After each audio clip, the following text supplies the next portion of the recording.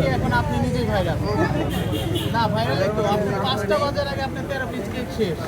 আলহামদুলিল্লাহ। তো এটা সবার ভালোবাসা।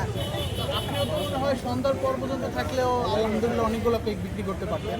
না, আমার তো অনেকগুলো কেক আমি পাবো কোথায়? আমি যা বানাইছি তাই তো আমার। কোনোভাবে সিস্টেমে কি না, আরো কেক অসম্ভব, বানানো আমার পক্ষে তো সম্ভব না। না, সম্ভব না।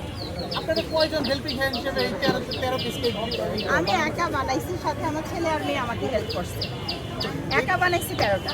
13টা বানাইতে কতক্ষণ সময় লাগছে আপনার? আমি মানে বেকিং করছি রাত হচ্ছে ভোর 5টা, ফজরের আজান দিচ্ছে আমার।